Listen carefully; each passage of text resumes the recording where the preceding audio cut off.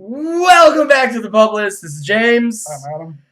And we have a lot to talk about, and we are going to go right into it. We're going with Kawhi Leonard. Kawhi Leonard, wow. You know what? I've read so many articles, and I have never been more in agreement of this shit. Of Kawhi Leonard literally ended, as of right now, maybe for only 1 year, but he has ended this super team era. And it might only be for 1 year, but he ended it. It's over. I mean, not really, because the Warriors have another one with D'Angelo, Steph, and Clay. Okay. Well, hold on a second. First off, Clay is injured until at least March, if not the whole season. I see him being back a little sooner. Number two, D'Angelo Russell is an above-average point guard. He's good, but he's not elite. But you don't know he's not elite. What he is playing with players like that. Well, playing with players like that could turn you into. Well, I understand that. I totally understand that. But the thing is, he is not elite right now. So going into the season, we do not have a superstar team. I mean, Lakers kind of. It's just not going to do good. Exactly. It's Anthony Davis, LeBron James, and I mean Kuzma's good, but he's not elite. He's not except Durant was healthy, but he's not. And DeAndre sucks. So I still don't. I don't believe DeAndre in sucks. Brooklyn. Kyrie's overrated. Kyrie is overrated. I'd rather take Kemba Walker. Yeah, but that too. They have like Kemba, Hayward. I mean, they lost a bunch of people. But here's the thing: you look around the whole league and you see a lot of duos, and a lot of them. You have them everywhere. You got the Clippers. You got the Lakers. Right now, you got the Warriors. Rockets until they trade one. Rockets until Chris Paul will probably be traded. Trade one of them. You think Russ gets traded? Yes. Where? Russell Westbrook till he gets traded, and I say, Cat is looking for something. We got a red alert. Oh God, it's probably a big fucking spider. Oh fuck you! Oh shit! No! Wow, this is live. We got a centipede, boys. We got a centipede. Oh, I fucking knew it. You little bitch. Oh, we got Centipede Central here. Pigs, get it! You found it, go kill it! It's in there. You fucking bastard. Probably went under the dryer. It's probably went under the dryer. Now it's gonna come out and fucking kill us all. Maybe. Son of a bitch. Where do you think he goes? He goes to Miami. I think he goes to Miami. He's going straight into Miami. Jimmy Butler, Russell Westbrook, they still only be about maybe a 5 or 6 seed. You fucking tell me where it is, Cat. God damn you. I'll put my feet up now. Well, yeah, you found it, you kill it. I don't know. So, yes. I mean, maybe in Miami. I could see one of the other teams that currently only have 2 stars doing something to trade for him. Who? What? Well, I mean, the Lakers can't because they have nobody left. Yeah, they got nothing left. I mean, the Clippers still have some pieces they can offer. The Nets can still offer some. I mean, Nets do what they do and trade away draft picks. Well, yeah, the Nets do trade away draft picks. They don't give a shit. But no, I mean, well, wait. Why do they need Russell Westbrook? They got fucking Kyrie Irving. They're not gonna fucking get 2 point guards for this shit. You know? A lot of teams are playing the sets with 2 point guards now. It's not gonna. It would not work out. And Brooklyn doesn't have enough money to get a 4th guy, and Russell Westbrook still has a gigantic fucking. I'm looking this way. Has a gigantic fucking contract, I believe, if I'm not mistaken. There's no fucking way Brooklyn will get them. I think it's humanly impossible. Other than that, as I'm checking around, no, but that's like another thing with like these players that aren't really that good. You know, these fucking stupid contracts. Like DeAndre Jordan getting fucking 60. Well, yeah, because I don't know. It doesn't make sense. And like the one Thad Young got. Yeah. No, it doesn't fucking make sense. Russell Westbrook is going to Miami. I believe it. Draft picks and Dragic is gone. Oh. He's already gone. I'm going to read you off the roster of Miami, and it's Justice Winslow then. Yeah, that's about it. Justice Winslow and maybe a first or second round pick. And that's the thing too. Like, I don't know if because there was the one, not that I think in a million years they take it. The rumored was. Oh, they do have Dragic still. Yeah, they do. They tried to trade him in the draft and he couldn't. Okay. But there was the one rumor with the Bulls, the Chris Dunn, Zach LaVine, I think, and like two or three other like backup players. I think like Denzel Valentine and someone else, and like 2 first-round picks for Russell Westbrook. I can see that. I mean, and like I wouldn't want to, of those players, I wouldn't want to lose LaVine. Well, no. But if you have Russ, Otto Porter, Kobe White, Markkanen, and Carter, that's at least a good enough potential lineup. And then you lose some money by getting Russ's contract, but you gain some money by getting Russ. We need a point guard still. Kobe White. We need someone to teach Kobe White how to be a point guard. And you can't say Chris Dunn or whatever the fuck they're some random point guard out there. There's got to be a random point guard. We signed one and no one knows who he is. Like Stonauskas or something. God damn it. Free agent. Let's trade for Derrick Rose. Point guards. No, we're not going to trade for fucking Derrick Rose. Here, if you could do this, trade Chris Dunn for Derrick Rose and a draft pick. What about wait? Isaiah Thomas? No, he's on Denver, I believe. Seabanks, you lost it. You fucking lost the big centipede. It's your fucking fault. But no, I guess there's nobody. Yeah. So you know what? It doesn't matter. Kobe White's got to learn on his own, and Kobe White will learn on his own. And I think the NBA is gonna be a lot of fun. It's gonna be a lot of fun this year. I mean, okay, how many teams can you now say if you like them or not? And you know, without your unbiased steeds, because I personally don't think the Lakers are gonna get anywhere. But of course, in the media, they have a shot. So how many legitimate contenders to win the championship this year? And I know it's going to be more than any other year in the last at least 20, 25 years, maybe even 40 years. Well, I'd say first off, Raptors are everything. Bucks and Warriors. Bucks, Warriors. That's 2. Sixers. Maybe the Jazz if they keep. I love the Jazz this year. I think they're a huge dark horse. I am putting them in there. Yes. Maybe the Pacers. I think the Pacers will have a good enough team to get far into the playoffs. Yes. Magic aren't going to be good. Pistons aren't going to be good. No. Honestly, maybe the Bulls and Heat. No, I'm not. Even if Westbrook goes to Miami, no. But I do have. They were only like 2 wins out of a playoff this year, and they had no one. They had Dwayne Wade and Justice Winslow. And they were 2 wins out of a playoff spot. They'll be a 5 seed and get bounced in the first round.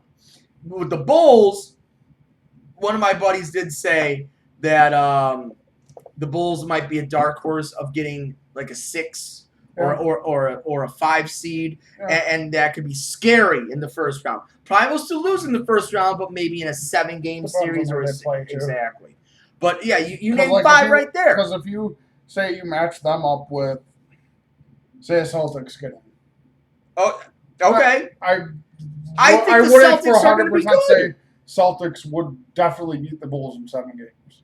I think they would. I think they would destroy I don't the trust Bulls. Hayward staying on the court. And what about Tatum? What about Brown? You got Didn't Kevin they just Walker. lose one of them? No. Oh God, now I got to check this up. But centipede is killing me, man. Well, and even the Celtics thing, because look at the year before, before they got Kyrie and the Bulls were randomly in the playoffs but sucked ass. Yeah, they got Tatum. But they still got Brown. What are you talking about? They got Brown. They got Tatum. They got Hayward. They got Walker. Marcus Smart. No, they still got Marcus Smart. Who did they lose then?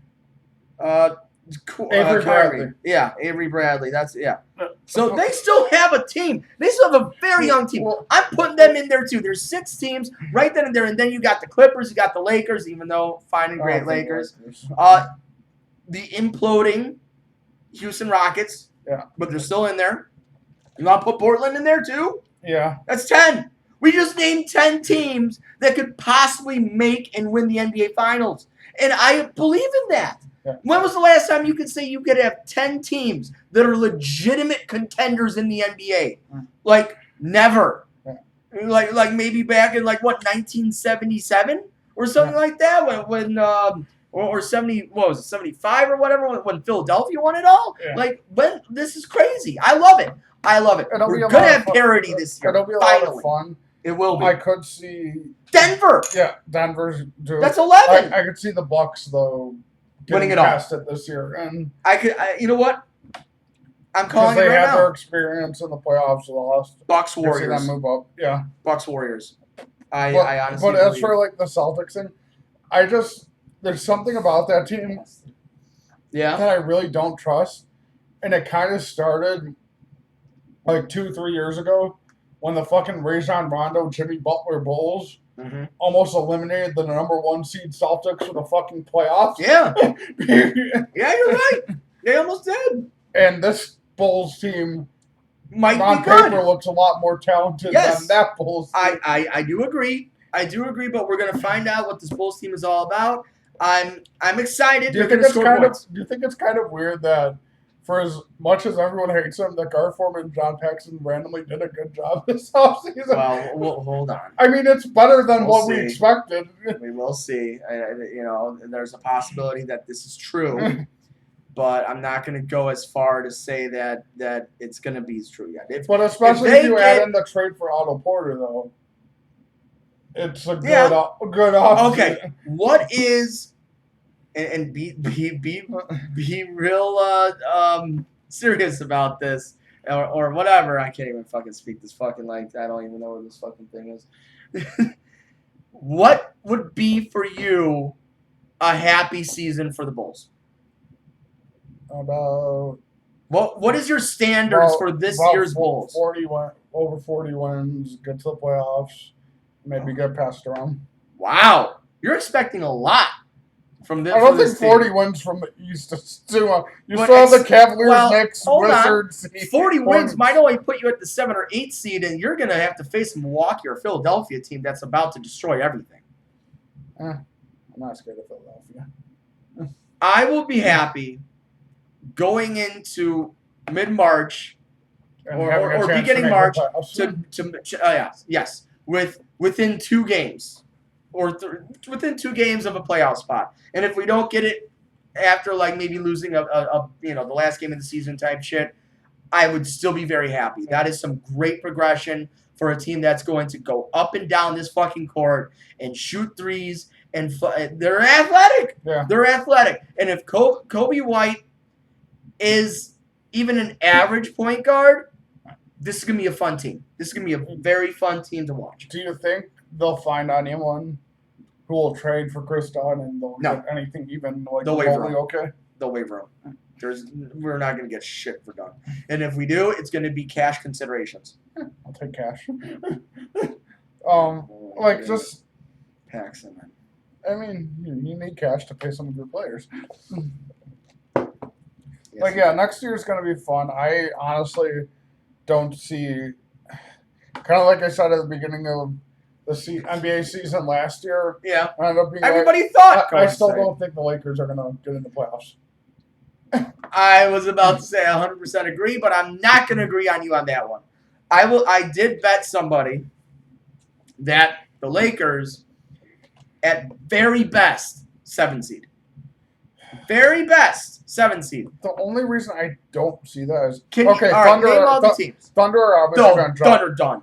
Yeah. Got Warriors, Nuggets, Blazers, Rockets, Jazz. Okay, wait. Warriors, Nuggets, Rockets, Blazers, Jazz. I agree on those 5. Yeah. Spurs. We always forget about the Spurs. Clippers. Yes.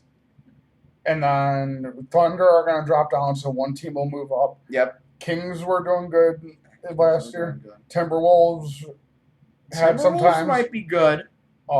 They just got the Mavericks, who could full season of Kristaps and Doc. That might be good. Could, I like that. Yes. But okay. So now I have the Lakers at a 7 seed because I think they will be better than the Spurs. This might be the year the Spurs miss the playoffs. Possibly. I don't know. Maybe. I thought that I think they just picked up.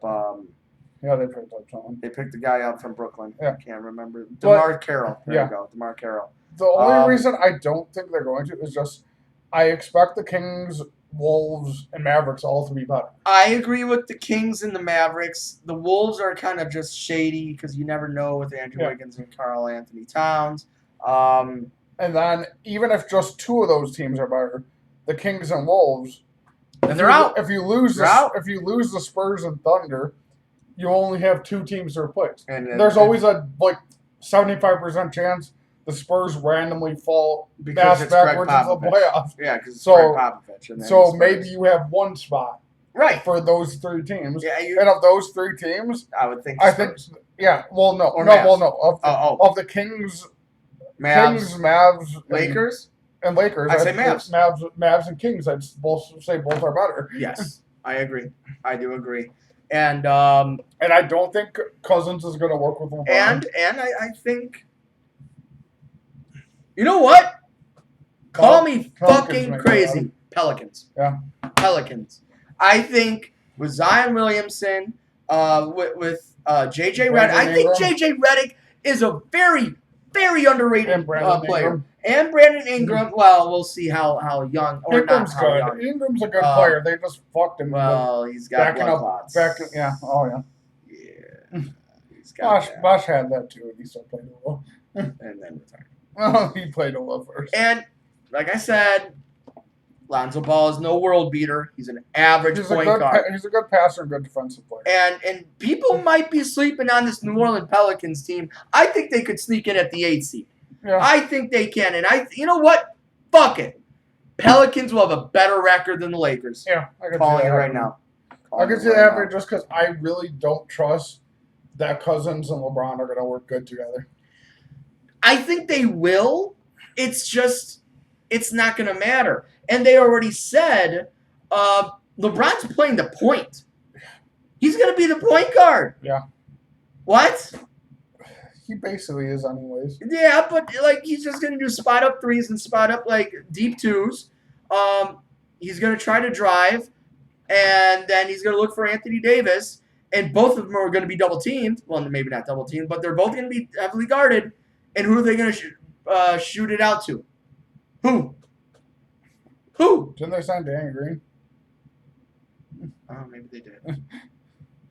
All right, but even that, they don't have depth. Yeah. Okay, fine. One guy, Danny Green. That's it. Come on. And Lakers are going to be way too I could see it shit. because he's done Not this going to do shit. twice or 3 times before. I lost count. Halfway through the season, LeBron being pissed at the team asking for players to get traded again. Who's he going to trade? And for what? What are they He'll find someone picks? they'll say, "Oh, we want Zion Williamson too. With him, trade him. We want Derrick Rose back. We want, I don't know, Kobe come out of retirement. Yeah, Kobe come out of retirement. We need your ass. No, it's gonna be fun. I'm excited, and you know what else? I think I said it last week, but I'm on this train.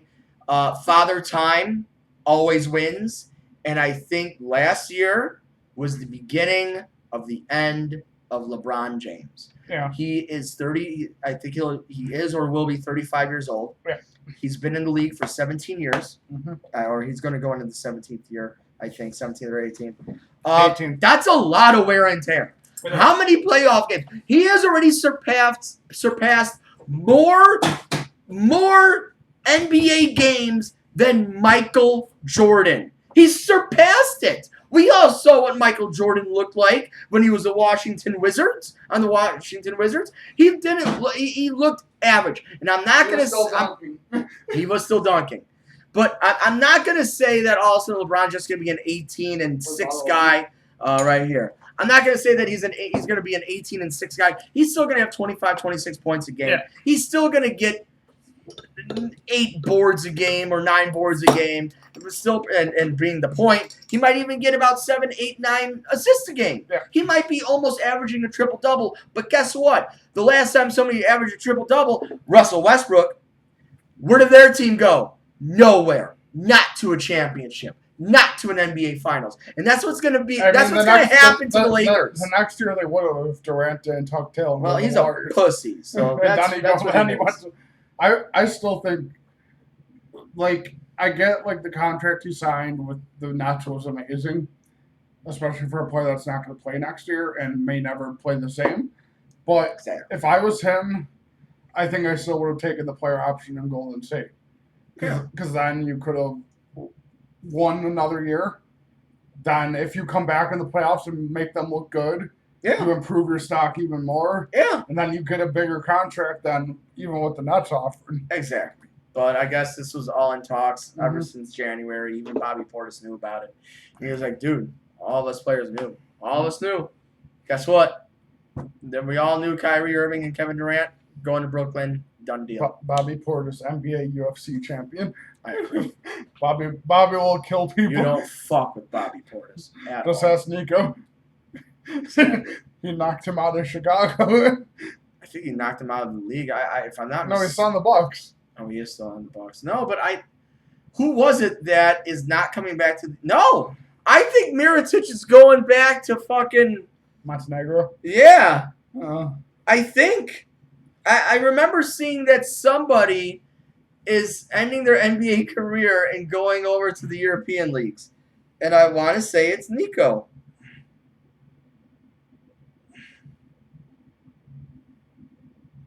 Nico Mirotic, he's more players going back. Oh. I wanted a team that I could compete for everything. Yeah, Nico Mirotic just signed with EuroLeague club Barcelona.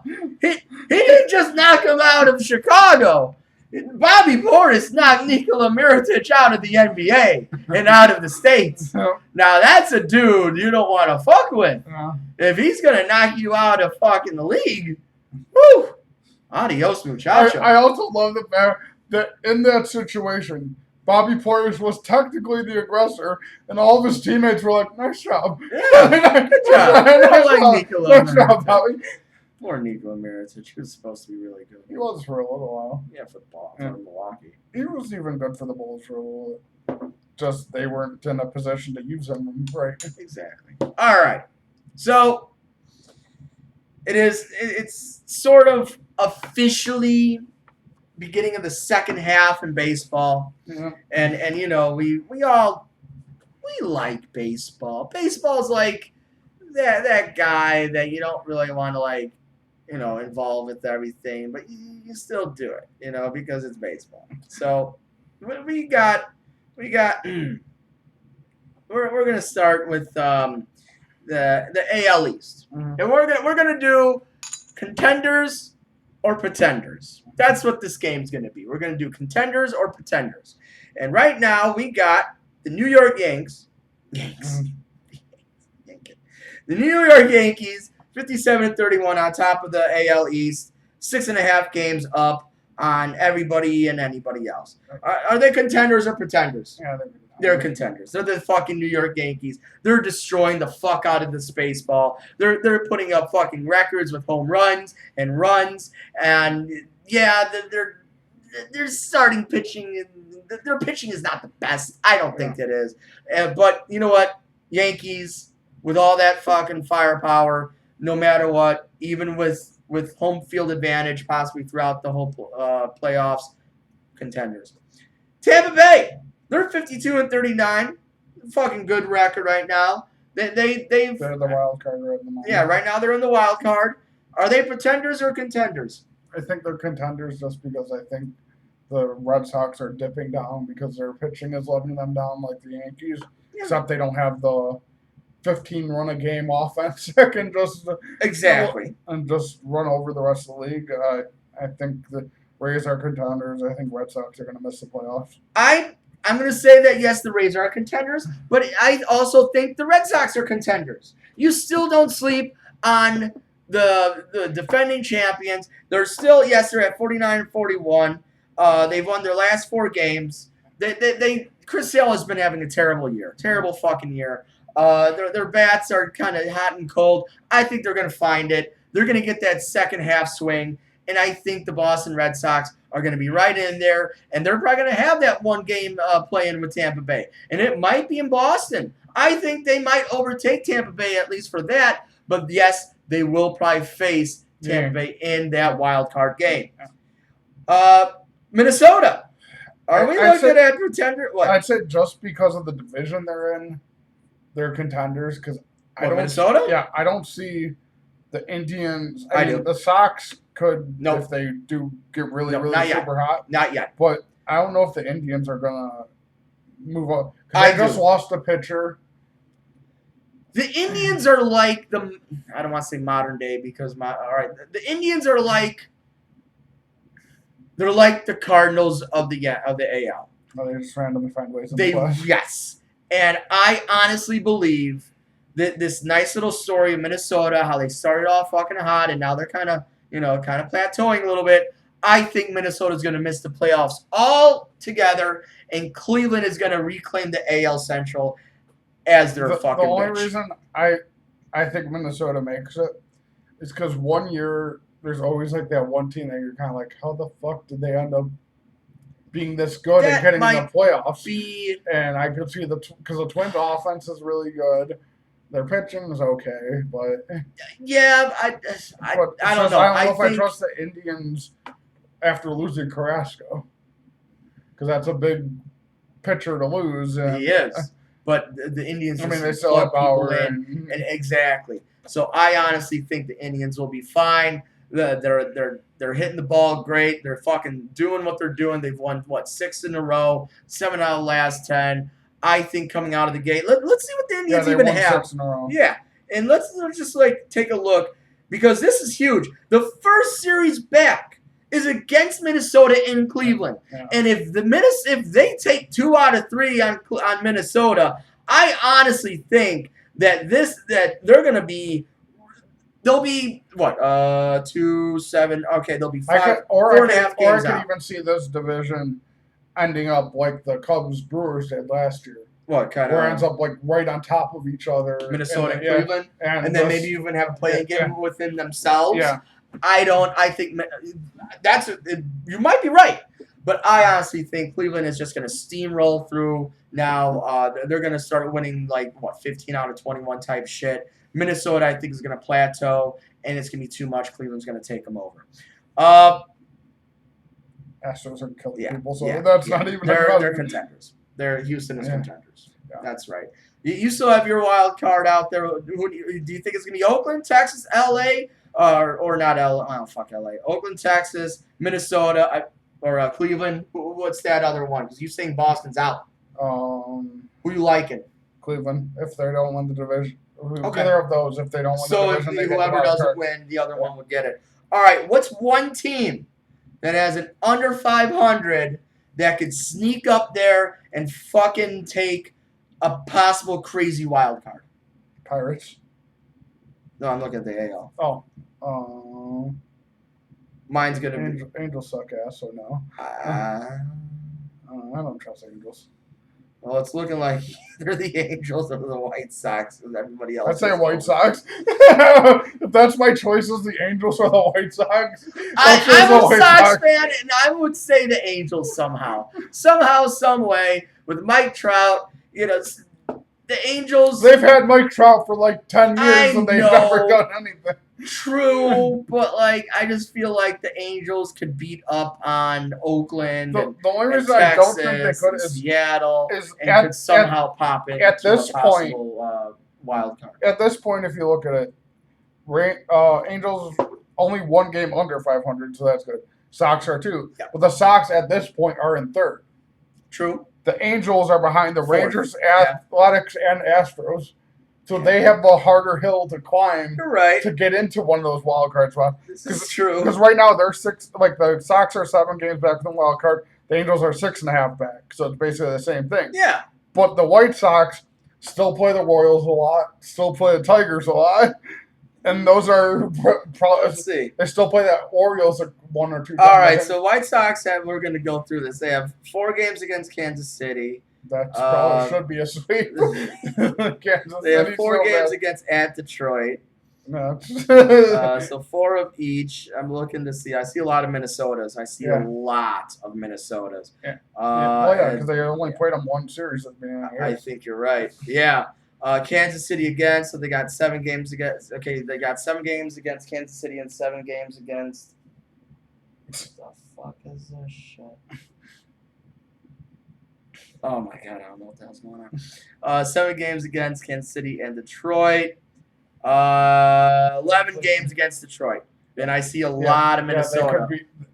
Of those 11 games, I kind of expect them to win like 6 to 7. Oh, my bleeding.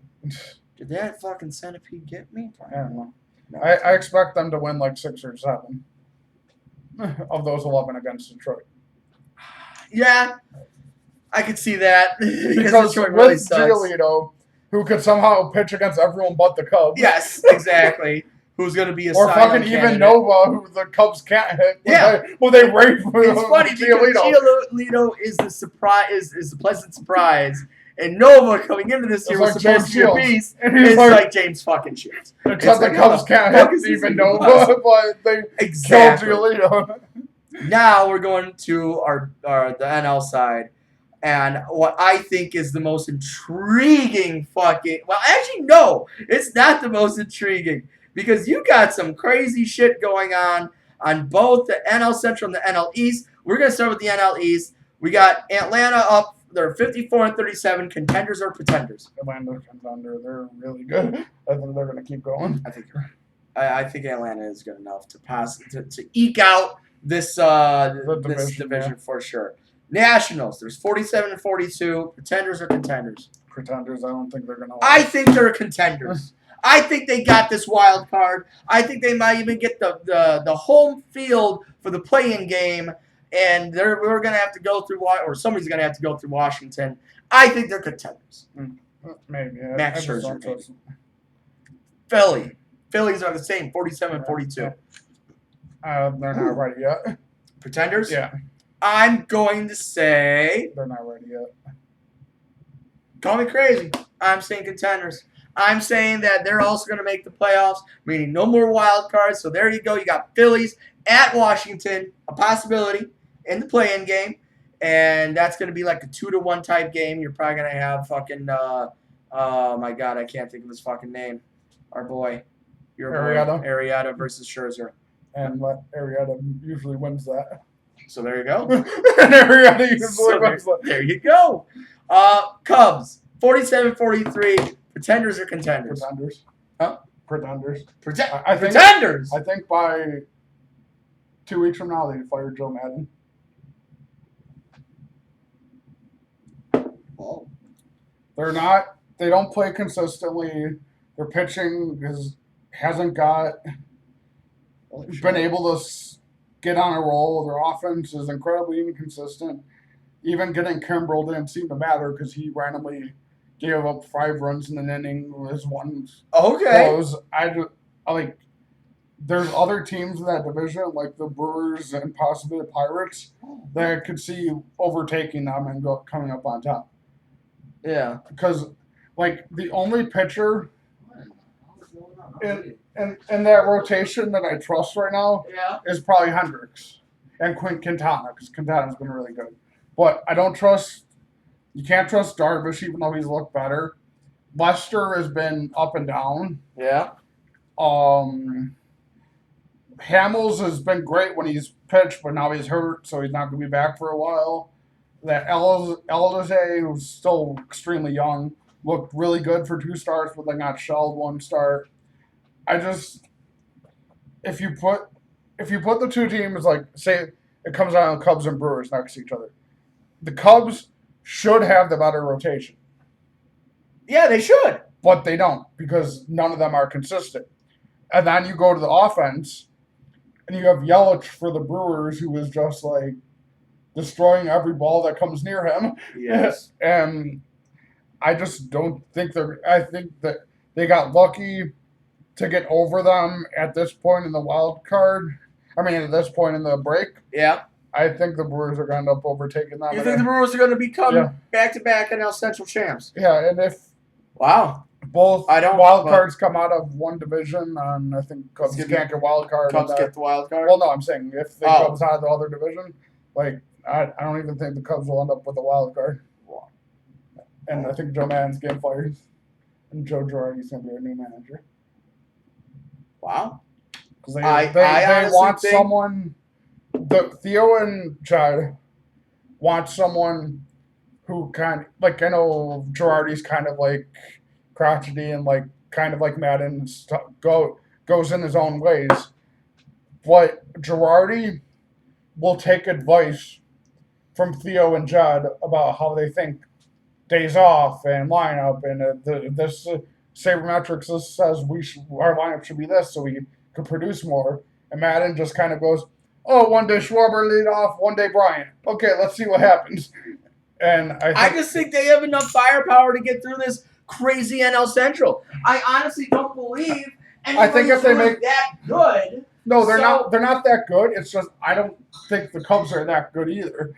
And, no, I agree, but I think they are better than Milwaukee, and I think they are better than St. Louis. Now, if they make like another trade and get like either like another bat or another pitcher or something, like that could help a lot. But as the team stands right now, I'd have to see Lester and Darvish actually put together like 3 to 4 actual good starts in a row before you think like they're actually going to be a threat to someone. Wow. Because even if that's the case, if they get into the playoffs and the one playoff game. Mm-hmm. With the way Lester's been pitching, you can't put Lester out there. And you can't put Quintana in. So you'd have to put Hendricks. And Hendricks is really good and been good. Or Hamels. You're not even saying about your boy. Oh, my God, I can't think of his fucking name. Wait, where the fuck is he? Who? The guy that was injured all last year. Who? The pitcher. Darvish. Yeah, Darvish wouldn't be in that game. I mean, he has been done better lately. He has. He's been good. It's just that's the other issue I have with them is their defense has been like so sloppy that he actually had like 4 shutout innings, and then there were like 3 or 4 errors in the field, and he gave up like 5 runs. And you can't really blame the pitcher for that if you're supposed to be out of the inning. You're expecting you're going to be done because you get an easy ground ball to the shortstop. You think it's going to be okay. Innings over. I'm done. Exactly. But then he commits an error, and then the right fielder commits an error, and then the center fielder gets one, and then they don't get shit. And then by then you've given up 5 runs, and you're fucked. Wow. So okay, you got Cubs pretenders, Milwaukee contenders. Yep. St. Louis. Pretenders. All right, I got Cubs contenders, Milwaukee and St. Louis pretenders. Then, why you even say it? Yeah, it's not even gonna. Dodgers. Yeah, Dodgers. Yeah, that's not. Now, with that said, give me a team that's under 500, not at 500, under, that could snipe up there and get a wild card, or even win the fucking division. Pirates. Okay.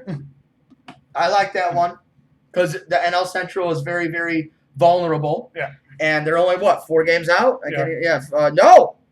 Fuck. They're 2.5 games out. Yeah. I like that. That's a legitimate one. I like Colorado. I think Colorado has the team to do it. They slumped a little bit in the beginning. I think they could rack up some wins against San Francisco, against San Diego. No one's going to rack up wins against the Dodgers.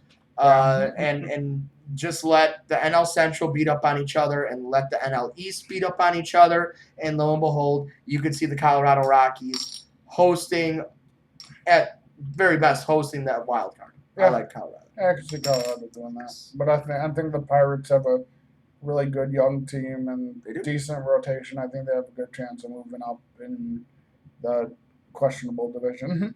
Very questionable. So, I don't have a good transition on that because I was going to say, what about, speaking of questionable, but I got nothing. What's going to be questionable about WWE other than Vince McMahon? NHL. Oh, NHL. All right, you go with the NHL because we got some more trades that just went in. Okay, so one was the Hawks. Yes. Traded one of their prospect defensemen, Henry Hojikaru, for forward from the Sabres. Let me see, get the guy's name again. Nylander. There's so many Nylanders. Still looking for that. Well, that's Alexander Nylander. They traded for. And like when the trade first came out, I was kind of like confused by it because number one, at the time, like when the season started last year, Hojikaru was your like number one defensive prospect. Yes. So it was kind of confusing that they traded him. But that's when they had like the Joe Quenneville system, which is like a lot different than what Colleton runs. And it also kind of confused me that if their intention all along was to trade Hojikaru, which it seems like it was, because they said they were talking about it since the draft, then you would have thought they'd take Byron. Yeah. But like then I kept thinking, for as good as he might be, on the Blackhawks board, Doc may have been the best player, and they may have projected him to be the best. I mean, his pro comparison, if you go to the scouting websites, is all Ryan Getzlaf. So huge. If he ends up like that, then that's amazing. That is amazing. And like the other thing that went into the Hojikaru trade was at the time that they switched systems, according to a lot of Blackhawks insiders, he just wasn't picking it up. And they had Adam Bovequist, Nicholas Beaudin, Ian Mitchell, and the one they just drafted, Vlasic, all rated above him as like a defensive prospect. So if in their eyes that's the fifth prospect, and you could trade him for a forward that's really not producing in Buffalo, but I mean the Hawks have had some luck in that where they trade for Strome and Perlini, who were both not producing in Arizona, and they end up really good with the Hawks. So I could see that working out a little better for them, especially if you put him on a line with, say, DeBrincat or with Kane. Right. Kane kind of makes everything better. And I think also a big thing that went into this trade is they just traded for Kelvin DeHaan and Ali Mata. So they traded for two upper 20s top-level defensemen. Mm-hmm. They still have Keith and Seabrook on contract. They do. And you can't, you could scratch Seabrook a few games, scratch Keith a few games, and play the other players. But at a certain point, you have the three, you're actually more, because you have Mata, DeHaan, Keith, Seabrook, Connor Murphy. Yeah. So you already have 5 defensemen. That's a lot of defensemen right there, You play 6. Yeah, so you got 5 out of 6. So you should be pretty deep now at defense. And there's the big rumor right now is that Gustafsson or Bovequist will be the 6th. And that it wasn't going to be Hojikaru because the few times he played with Keith, you didn't really gel with him. Same with Seabrook. And if you have them on the team, unless they can find someone who's going to trade for them, which was kind of rumored earlier, it was an odd trade, but if it adds some more offensive firepower, they're going to be better at goalie with that lean runner. They're going to be better at defense, you'd have to think. So I still think they're going to be a better team even after losing him. I think both Quist and Beaudin will end up being better than him. Also, it's kind of like how I felt about Panarin getting traded to the Blue Jackets. Yeah. When you're getting traded to a team that maybe once they'll be a threat, but after that, it's really not going to matter. They're not going to win anything. That's why I was kind of more confused with Cahoon to Penguins for Mata. I was like, oh no, you're trading a good Yeah, player to the Penguins. That's you're gonna feeding into these motherfuckers, and that's not good shit. But yeah, I actually also want to see. Let's see the top teams in hockey. Who do you think is going to be back again? Oh shit. So in the East, it's Tampa, Yes. Boston, Yes. Washington, Yes. Islanders, No. Toronto. Call me crazy about the Islanders, but Yeah, I no. don't think Islanders. Toronto, yes. Pittsburgh, Yes. Carolina, No. Columbus. No. All right, so All right, then 3 out. under them is Montreal, Florida, and Philly are all directly under them. Florida has Quinville now, and a good young team. I'll go with Florida. Montreal was kind of confusing. Yeah, they have a really good goalie, but they've had him for like ever. So I don't know. Well, good, old goalies are still good goalies. Yeah. It really depends on if he's hot or cold, for sure. Then you have Philly, who could always like sneak up on people at times. I'm not gonna say anything. No, I don't believe in Philly. I still got 2 out there. Yeah. So who else is under them? New York. No. Buffalo. No. Detroit. No. Devils. Devils could make a jump. They got some good players. We're young. I'll put them in, yes. Ottawa. Ottawa's got too many problems, especially trading Carlson. I might just go back with Montreal. Yeah. Montreal. Yeah, Montreal. So I can see Montreal and New Jersey getting in. Yeah. Then in the West, Calgary. Crazy enough. Call me crazy. No. I don't think they get back. San Jose. Yes. I think that would stay. Nashville. Yes. Jets. Yes. St. Louis. Yes. I don't think they stay. I think they're gonna. I don't think they'll stay that high. I think they'll make it, but I don't think it's gonna be that. Yeah, they're gonna. Yeah, they might face the Blackhawks. Yeah. And Dallas. No. I don't think Dallas either. Knights. Yes, they always do it somehow. Yeah. Even though they've only been around for 2 years. No, batting 1,000, baby. Batting 1,000. Colorado. Yes. So then the teams I got 2. Right under them. 2 out. Arizona and the Hawks. Hawks, yes. Yeah. Minnesota and Vancouver. I'll go with Minnesota. Oh, no, they had a lot of problems. Yeah. Who's after Vancouver? Anaheim. Then Edmonton and LA.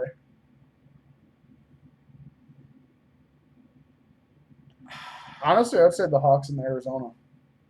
I'm going to go with Anaheim. I think Anaheim will sneak back into the playoffs. They might. I could see either Anaheim or LA randomly sneaking in. Yeah. But I think, like, my gut feeling would be the Hawks and the Wild, or Hawks and the Arizona, or the Coyotes. Because the Coyotes, kind of like the Hawks last year. Coyotes. At the end of the year, they looked really good. They did.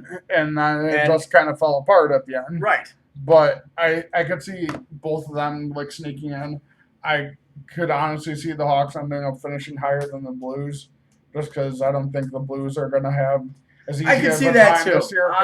Because the Blues are going to have the problem that the year after Blackhawks always had with their cup, where it's a short off season. Yep. And every night, every team like tries 110% to fuck you up. Yes, they do. Because you're number one, so they need to prove themselves. And I don't know if the Blues are going to be able to stand up to that. Me neither. So, yeah, I don't think they will. But now on to WWE. Well, actually, douche of the week. I really didn't think about it, so you know what my douche of the week is going to be? That fucking centipede. That fucking centipede. I don't know where the fuck it went. It's probably under the dryer. Dryer that doesn't work. But it's probably somewhere here. It's probably going to pop out at me now, saying that I just called it out. It's probably going to go Bray Wyatt on me like the Fiend. When it does, I'm going to squash the fuck out of it. And then and after I saw that centipede, all of a sudden my ankle starts bleeding. So centipede, it's your fucking fault. You're my douche. Mine is first time that an animal is douche of the week, by the way. That's pretty cool. Mine is the collection of hosts on 670 The Score. Why? What happened? Because all week they've been doing this stupid fucking segment of is Mitch Trubisky good? And whenever you text in something, like, because they were saying, like, today they said, oh, and I don't want to hear anything about the first game against the Packers or the game against Tampa. And I was like, so if you don't want to hear statements about when he played bad, yeah, are you just blindly saying he's good? It's like, no, because he played good in other games. I was like, he also played really, really bad in those 2 games. I told her, I was like, yeah, he's a good quarterback. He is. And I was like, but he's not the quarterback you're all hyping him to be, like the next Aaron Rodgers. No, he's not going to be the next Aaron Rodgers, but he might be, at best, I think, second tier. Yeah, he'll be second tier. I think he'll be a second tier, which is a playoff quarterback. Yeah. A quarterback that could win you playoff games. Yeah. But you're going to need some pieces like, around the biggest questions I still have of him is, and this could have been because he's young, but, like, I don't always buy into that thing, because if you're in the NFL, you're ready to play, you should be ready to play. That's what you're doing. But in the games where, except for against Arizona, where he's needed to have them to come back to win for them, yes, he didn't. True. Look at the Eagles. People keep wanting to blame the fucking kicker for missing that field goal. The offense didn't score a touchdown until the 4th quarter. You're right. And that wasn't the Eagles defense that was dominating everyone a year ago. That was an Eagles defense that people were moving the ball pretty easily against. And also, you go to the wide receivers with Allen Robinson. He's great. He is. He's great. But what did he do? He was healthy all year last year. And he really didn't do anything. I thought he was injured for a couple of games. No, he played the whole season. He just really didn't produce much. Same with Burton. Burton was good, but then when they needed him, he said he couldn't play against the Eagles because of emotional reasons or psychological reasons. He couldn't play against the Eagles. Well, that's not good because you can't have that in the NFL. I mean, yeah, I understand about mental illness and all that shit, but like, yo, you're getting paid some top dollar, and if you're saying, yo, I can't go out there and play, and then look at Brandon Marshall, who has legitimate mental illness. He still played, and he still fucking destroyed it. Exactly. Exactly. Or Terrell Owens, who may have mental illness. Oh, yeah, definitely does. Okay, so I like that douche of the week. Now, WWE. Now we get to a little bit of a review of Monday Night Raw and SmackDown. Here we go. We get Go Home Raw and SmackDown, which has been a little bit better. Mm-hmm. Seeing that we're getting a transition into Paul Heyman's Monday Night Raw and Bischoff starts after SmackDown. Extreme Rules. Yes. Bischoff hasn't actually started yet. So he hasn't started yet, and they've been doing a little bit for Heyman on Monday Night Raw. I've been liking it. I like what's going on Raw. But that's also because of what we read earlier that Vince is going away from PG because he realizes he can't keep ratings good with a PG rating. It's just not working for him. No, it's not. And now the demographic has changed to 18-year-olds to 34-year-olds. That's what it's looking like for the demographic. So you're going to have a couple expletives here and there, like Corey Graves 2 weeks ago was saying, oh, shit, which is awesome. And I liked Renee Young's little comment, well, hope you don't get fined for that. We don't get fined for that. It's great. It's becoming some good shit. Monday Night Raw was fine.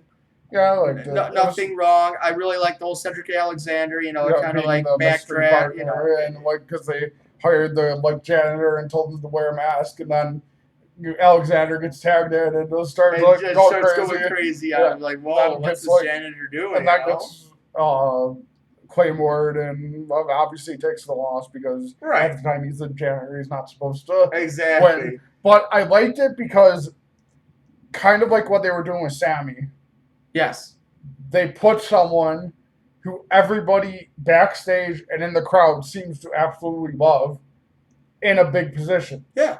And he looked good. That's what they need to do. They need to put these mid-carders to low mid-carders into big positions to see where the crowd is going to react to. Yeah. And if they react good, booing or cheering, you need to fucking push that person.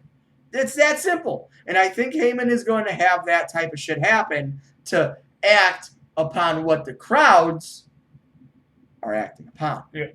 And so, and SmackDown was good. Yeah. I liked Owens. Yes.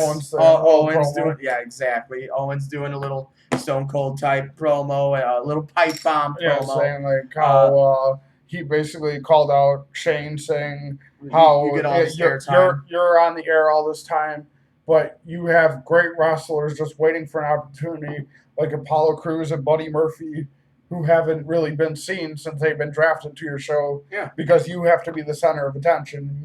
And every time you call yourself the best in the world, it's basically a slap in the face to everybody who actually does this. Exactly. Because I like it. I see this kind of building up as Austin Vince 2.0. Yes, I believe that. Seeing that they kind of went away with the Stephanie and Becky Lynch. That's because Stephanie, number one, you can't expect her to be a full-time wrestler when she really isn't. No, I and also, I mean, Shane's a father, but Stephanie's got like 3-4 kids. Yeah. Stephanie's got the office job more than Shane. That's true. She also hasn't been on the air as much anymore. Exactly. I think it's more realistic to put Shane, who has a lot more athletic ability, still has more craziness. Exactly. Puts on good shows. And also, for as much as everybody loves Stephanie just because she's really good at getting under people's skin, Shane, when he's at his bad guy, reminds you more of Vince. And it's crazy because he's Shane, so much like Vince. Exactly. And it's funny because Shane is the top heel right now. Mm-hmm. He really is. And it's funny to think about. But that's because he made Miz a face. Otherwise, Miz would be the top. Exactly. So let's do it. Extreme Rules is this week. I think all of you guys are going to be very surprised. Yeah, I think it'll be a good show. I think it's going to be a good show too. And I honestly think that we're going to have a lot of surprises at Extreme Rules. All right, so let's go. So first match is Intercontinental title, Finn versus Shinsuke. Finn. Yeah, Finn wins, but it's going to be a really good match. Yes, because Shinsuke won this past week on SmackDown. Yeah, so I think Finn gets this. So and Finn maybe gets Shinsuke gets that at SummerSlam. Yeah, maybe a battle. Because they like to have the 3-show rivalries. Right. And Finn and Paul and Bischoff actually said we need to get back they need to have year-long rivalries. Yes. Keep we going. We need to get back to that. And not have it, and even Bischoff said, no, don't just have it because of questionable finishes. Mm-hmm. Have it because, and he even brought them up, Triple H and Austin, because they fucking hated each other. Thank you. Just keep going because you don't like each other. You don't need to have a stupid finish. Yeah. You can have definite finishes and still have the rivalry going. And he even said, all you really have to do is have the finish. If it's a legitimate finish, right after that, attack the person. Yeah. Or right after that, grab the mic and be like, you know what, you didn't deserve this win. You got lucky. This is a fluke. You didn't deserve this. Get creative with this shit, and I think Bischoff and Paul Heyman will. Then Cruiserweight title, Drew Gulak versus Tony Nese. I think Gulak he's a fun champion. Yeah, he is. Alistair versus Cesaro. Bray Wyatt. Yeah, I think Bray, like we were talking about Bray Wyatt. I think Bray appears because one of the big rumors around the Bray story, and this is interesting, of what one of these crazy rumors is that technically what the Fiend is a possession from Bray's dark side into his normal self, which is the kind of the comedian, the children's guy, the nice guy. Mr. Rogers. The Fiend is his dark side possessing him. Yes. The rumor is his puppets are also allowed to do that. His puppets can possess people too. And that's because why the puppets are Shelton Benjamin. Because that's what they're saying. The puppets aren't puppets. The puppets are spirits of people that Bray has come across in his past. That they're spirits that are just trapped in his puppets. And that's why Shelton, for the last 3 weeks, who's been getting interviewed, hasn't really been saying anything. It's just been going, laughing, looking off. Weird. Why Cesaro's the other one. Yeah. Who is acting out of character where he like beat the shit out of No Way Jose. Yeah. Did the same thing like this week again, and then when he gets interviewed for being the person who knocked on Alistair's door, he basically said nothing. Yeah. He just looked at the camera, smiled, laughed, and walked away. And he didn't say, like, Alistair kept trying to get him to talk, right? And, but nothing happened. Nothing was popping out. Alistair's kind of the other person that's rumored to be in this because a lot of Alistair's promos are really similar to Bray's, where Alistair keeps asking people to come in and fight him. Come in and like, I want you to come in. I want you to fight me. And Brian Wyatt is let me in. Exactly. I think this could be like a new version Wyatt stable, except not Wyatt. Except just create like a bunch of crazy people who Bray's got his mind in. Yeah, and I think during the Black Cesaro match, it'll go one of two ways. If it's just a straight up match, Alistair wins. It's Alistair's first win. Yes. If it's not, I could see Bray appearing in one or two of these matches.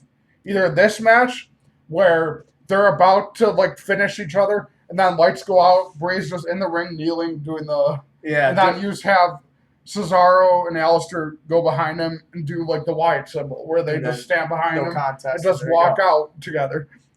And I could see either way. If it does end up being a match, it's going to be an amazing match. Yes, because both of them are crazy. Great. Exactly. And then the other one we're thinking of is Braun Strowman and Bobby Lashley in the last man standing match. Because it's weird because we really thought Braun Strowman is really injured and he was going to do some surgery, which was going to bring him out for months and months and months and months. And, I guess his spleen is okay and all that shit. It was just, precautionary on that one. But he really does have aching fucking injuries, which we really thought he was going to be out. And now all of a sudden there's a last man standing match with Bobby Lashley. Yeah. And that sends a lot of red flags that there's got to be some sort of storyline that comes through this match. Yeah. And I think this is going to be the one that Bray Wyatt pops out and just absolutely destroys Bobby Lashley. And there's been tweets from Bobby Lashley and Bray Wyatt where Bobby, somebody asked, like, they should give Bray Wyatt more screen time. Bobby Lashley and Bobby Lashley's like, well, then Bray Wyatt can meet me in the ring instead of playing with his little puppets. And then Bray did a binary code that said, Bobby, I'm in your house. Exactly. So, yeah. I don't know what's going to happen, but at least for those two matches, I am super, super, super excited for Extreme Rules. One of two things, if it's the last man standing match, one of two things happening. One, Braun doesn't even compete. Bray just comes out and annihilates Lashley. Yes. Or two, they're fighting each other, hit some crazy spots, go through the stage, do their other stuff. And then as Bobby's trying to get back to his feet, as they're both about to get 10 counted, lights go out, Bray just appears, hits Sister Abigail, or hits whatever he's going to use as a finisher now if he changes it all. Whatever it is. And he hits it to Lashley, then Strowman wins. And I can even see it going a different way because that's the other rivalry that's supposed to happen is Strowman and Bray. I could see Braun get up and kind of try to like talk to Bray, but since he's going to be the Fiend, Bray just goes after Braun too, which is kind of unhinged. Or maybe a slow burn of like kind of like fades away. And that's the other thing I could see him appearing. If you want to keep the characters like going differently, I could see him appearing twice too. Yeah. Appear once with Alistair and Cesaro, but appear as a good guy. Yes. And just trying to stop the fight and then just doing the kneeling to make peace. Mr. Rogers then the Fiend comes out for Braun and Bobby Lashley. It could happen. Why the fuck not? I'm loving it. On to the next one. I'm loving this. I hope this is a Bray Wyatt type fucking show. So the next one is Bryan and Rowan versus the New Day versus Heavy Machinery. This is going to be a fun match. Yeah. I think Heavy Machinery gets the win, though. I think Bryan and Rowan keep one more show and then lose that SummerSlam. Okay. It's Heavy Machinery, just Heavy Machinery, not with the New Day involved. Then Raw Tag Team Revival versus Usos. Revival wins this one. Usos will eventually get their 8th or 9th reign with it, but it's not going to be now. Yes. Handicap women's title match: Bayley versus Alexa and Nikki. Sasha comes out. Yeah, I think. And helps Bayley. Yeah, Sasha helps Bayley keep the title, but then right after it, she snaps on her and turns on her, so you could have your SummerSlam match. Have your SummerSlam Sasha Bayley for the title, for the SmackDown title. We already talked last man standing match. Yep. United States title: Ricochet versus AJ. This is an interesting one because this one could actually go either way. Yeah. Of what we know of the WWE of more recent, or a little bit back before, I guess, Paul Heyman, is that they love to put the United States title and Intercontinental title just change hands every fucking week almost. Yeah. Pretty much. Now that Heyman is in charge of Raw, he likes slow burns, which is perfect because you need slow burns and you need good rivalries. So I am going to say Ricochet retains it, but gets the bloody hell beaten out of him afterwards. By Gallows and Anderson. Yeah. Exactly. Then Roman and Taker versus Shane and Drew. Roman and Taker. Yeah, you know what? Call me crazy. This could be a third match that Bray Wyatt could pop out of, because there were rumblings about a few weeks ago of having Undertaker warmed up for a SummerSlam match, and we talked about this, against Bray Wyatt. Yeah. And how amazing would this be? It's a clean match. Roman Reigns and The Undertaker win. Roman goes to the back, lets Taker have the ring to do his celebration. And then the Fiend comes up. Yeah. I think it would be amazing. I think it would be. You have 3 amazing spots that can happen. I think in this one, it would be really cool. And I think it would be cool if they go on in this route, where you have it, the whole match clean, Roman Taker win, Roman lets Taker have the ring, Bray attacks. And then, but afterwards, you have Shane trying to act like Bray did it to help him, and Bray Bray could even, as a nice guy, be like you're not good. No, you're not. Yeah. You're not who I'm helping. Yeah. You don't deserve my help. Yeah, something like that. And like he just keeps going that, and like Shane keeps trying to get Bray to be on his side, but Bray keeps saying, "No, I'm not. This isn't about you. Agreed. This is about me. Exactly. You are not worthy of my help." And then Shane just keep, kind of like he does with Owens and Miz. Shane just keep pushing at him and pushing at him. Eventually, the Fiend just comes out and annihilates Shane. Now, how interesting would this be if, say, this awesome rumor is true about Shelton, Cesaro, and possibly a third, maybe Aleister Black, right? So, say the last man standing match was clean. Say the Cesaro and Aleister Black match was clean, but maybe an awkward, weird ending, maybe with both of them just staring at each other laughing or some shit. I don't know. But what if Undertaker, he's alone in the ring, he's doing his thing, lights go out, lights go on, and you have Wyatt, Cesaro, Aleister, and Shelton all just surrounding Undertaker, laughing. Yeah. Lights go off, lights go on. All 4 of them are gone. Yeah. There you go. How awesome would that be? You should put us as creative writers, fucking Eric Bischoff and fucking Paul Heyman. We got this shit for you. Let's do it. That would be fun. That would be interesting. That would be great. Kind of be like how the Shield used to surround everyone and just like go. Exactly. Yeah, that would be fun. It would be perfect, and not attack him. Yeah, just laugh. Just do some creepy ass shit. That would be great. I'm in. Next match. Or you could even have them surround him and have Bray have a mic and just kind of do his little laugh, let me in, and then it goes out. And you need to do so WWE. So then the 2 title matches. Okay. Kofi, Joe.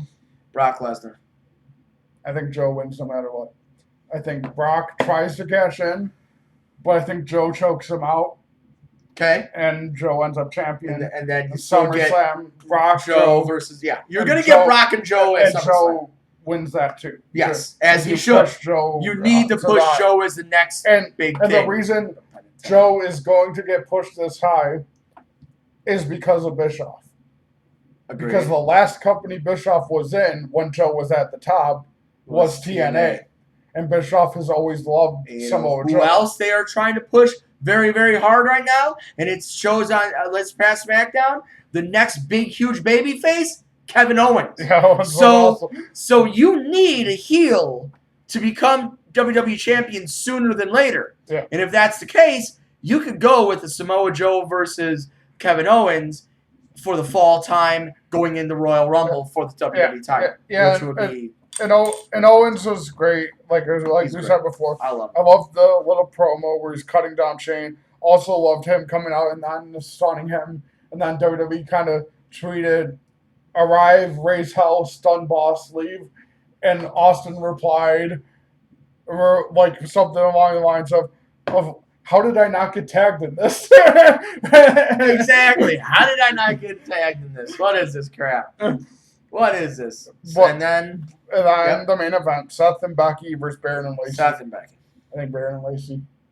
I think Lacey pins Becky, gets Baron the title for a short period of time. Oh, and then Rollins wins it back on like a Monday Night Raw or something? Because they are really high on Lacey. Backstage is high on Baron. Now he's kind of went through the Triple H thing where he's been beaten. Like Triple H after the Click thing, got beaten down for a while. And he survived it and got pushed up. Baron kind of did the same thing where the backstage was mad at him because of his ego, because of other things. Because of what he tweeted that one time about about injuries or whatever. Yeah, and then now he's kind of survived that shit. Survived that, and so now I could see them giving him the title for a month or two. Then I think it would have to happen before SummerSlam. Yeah, and he has to lose it before SummerSlam. Rollins versus AJ. Yeah, that's right. We were thinking about Rollins versus AJ for the Universal title, where AJ Styles would probably win. Yeah. So there we go. We got Extreme Rules. I'm excited. Yeah, it looks like a great card. Yeah. It really does. It looks like a great card. We got a lot of potential. I really hope something creative happens this week. Me too. I think the big reason I'm thinking Seth and Becky lose is because they push so hard at the thing of, if you lose, how are you going to be able to... If she loses the title for you, how are you going to be able to deal with it? I just think it'll be an interesting concept. She'll get either cheaply, or it's an Extreme Rules match, so I think it could happen. Yeah. I think Lacey ends up pinning Becky somehow, and then Seth loses, and then Rollins can always say, "I wasn't pinned for it." Becky, lost it for me, and then I have a little bit of tension, little tiff right there of Becky and Rollins, but Rollins gets his rematch, destroys Baron Corbin at a Monday Night Raw, gets the title back. Or at the pay-per-view before SummerSlam, because I'm sure there's another one, because there seems to be one all the time. There seems to be, but I think SummerSlam is the next one in line. But no, I think it's going to be a very good Extreme Rules, very good pay-per-view. I'm excited. I got nothing else. Except for Joe Flacco's about to lose. And we're about to try to do a Super Bowl. Joe Flacco's going to lose. We'll see about that. Joe Flacco's going to lose. And with that said, Flacco's your number one pick. If everything goes correctly tonight, we will try to. If you download YouTube, we can put it right on YouTube live. I can already do. Yeah, I can already broadcast it. Same with Twitch. Yep. Yeah. So there you go. But YouTube saves it. So there you go. I'm going to YouTube this show. All right. Let's go. All right. This is Pablo. This is James. Adios. Joe Flacco going to lose.